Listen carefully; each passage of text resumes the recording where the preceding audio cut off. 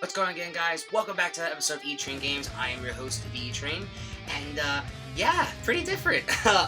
If you didn't know by the capture, I have a new game room. Yes, the game room, it's the same game room, but I call it my new game room because if you look behind me, I have these three awesome bookshelves. Now, I'm going to get into that. I actually put these together myself. I got the materials to build this awesome bookshelf. There's 1, 2, 3, 4, 5, 6, 7, 8. There's 8 slots on each bookshelf, and there's 3 behind me. So, 24 slots, a lot of games, perfect. So, I'm going to give you a rundown of what I did. So for the last 2 days now, I was thinking about getting more shelf space than what I had. If you remember what I had those black shelves behind me, and don't get me wrong, I like them, but they just weren't enough. I would always run out of space, and I was always trying to pull out games, put them other places, because I couldn't figure out how to deal with the space. So the next thing came in my mind was, well, what about making your own? So, I decided to go on YouTube, and I looked up a few details here and there from different people, and this solution I got. So, I'll give you the rundown of what everything is. So what I did was I got 4 of these pieces, right here, the long pieces. They are 1 inch thick. Right here, they're 1 inch thick. They're 6 feet tall, and depth-wise is 6 inches. So that's perfect for, like GameCube games and stuff. You pull them straight out without having a problem.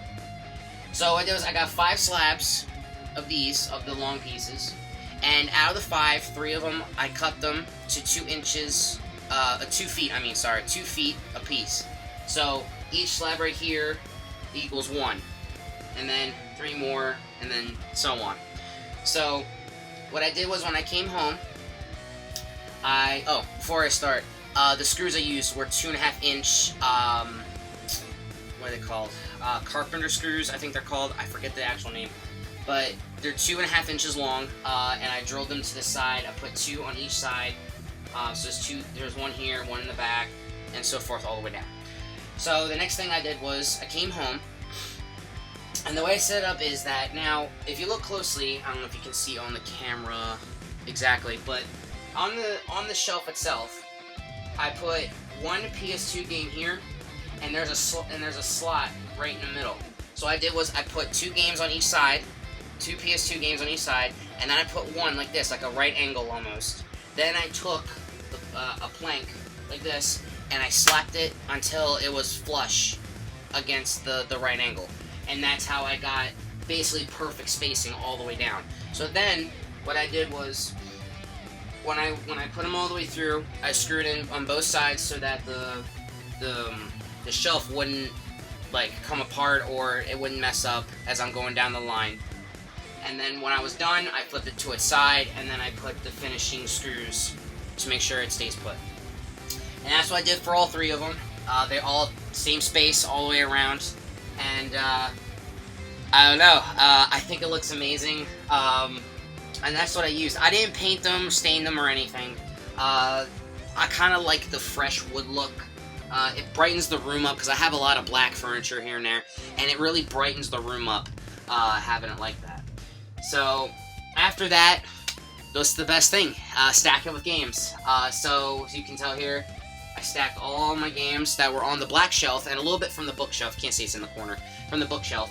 And I put it on here. I'll just give you a rundown a little bit of what everything is. So, up here in the corner, I have my Dreamcast shelf. These 2 shelves are my Genesis games. And right here and here is my Xbox, and just take my word for it, but down below the 3 shelves is PS2 games. I got these 3 shelves right here, 64 games. I'll show you this in a minute, these little things right here. Next 2 shelves I have full of NES games. The next 2 shelves, Super Nintendo, and the very bottom shelf is my PSP.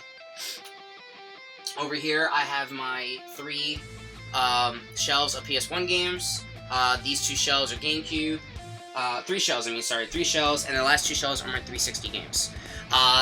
Basically what I did was I took all the systems that I have most games of, and I put them on the shelving. I didn't put games like the Wii, or like the PS4, or the Saturn, because I only have a handful. and it's kind of pointless to put a handful up there when there's not really many. So I basically put everything I could of most games I have of every system. So yeah, I don't know, what do you think, guys? I mean, I adore it. I think it looks amazing. Actually, at the very top, I have the Game Boys going across. I have the original Game Boy up here, a front-lit modded Game Boy Color with a see-through shell. I have a black... Oh yeah, I didn't tell you. During the week, I found a black... I'll show you right here. A black Game Boy Advance. I actually bought a silver one.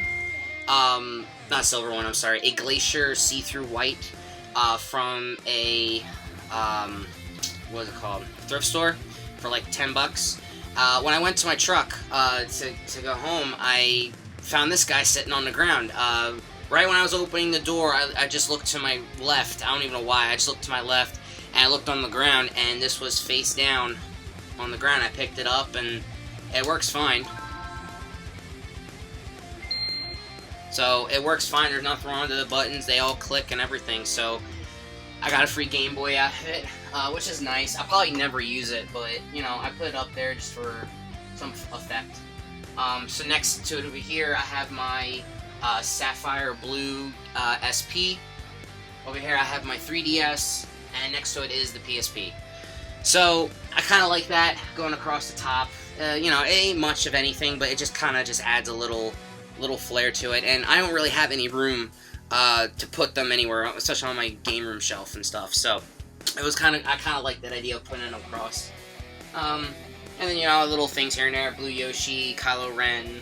I have Tails sitting up there, and a question box from Mario, Sailor Moon in here. You know, just pop figures and whatnot sitting around. So yeah, so that's basically it, really. Another thing I just remembered. I'm sorry I didn't post any videos of what I got lately. I came with the stomach virus the week I got paid, so it really sucked being sick. So I couldn't make any videos and everything. So I bought some games here and there, and I tried to make a video, but it was so bad I just deleted it. So I have a couple of the games. I don't remember exactly where they are at the moment, but I'll probably later on, I'll probably throw them in and be like, oh, I got this and this from the other time. So, yeah, so about that, yeah, I completely forgot about that. What else? Oh, yes. Okay, so, like I said, I was going to show you what these are. Now, I probably said this before a million times, but I'll say it again. I'm on the quest to get, as much as possible, every Nintendo 64 game. I want to get a complete collection. There'll probably be some games I'll probably have to get reproductions of because they're just too expensive for original copies. So I might have to do that, which is fine. You know, it's not like I'm going to sell this off anytime soon, so I don't really mind that. So, but I got these 8 here. That's going to buff up my collection a lot. So I guess I'll just show them off to you now. So, right here, I got World Championship Wrestling Mayhem. Right here. I have my label on it already as well. I have WCW Nitro as well with my label. Has a little bit of stickers on the back, but that's fine. WCW NWO Revenge. The label on it as well. And thank you, Scott Gardner, for the game. WCW vs. NWO World Tour as well, with the custom label on it. Most of these are wrestling games, but, you know, when it comes to wrestling, I was never a huge fan. I mean, I was kind of interested in it, but I never really got into it until just recently. So, but even if I'm not, I still have to get them sooner or later anyway to get them all.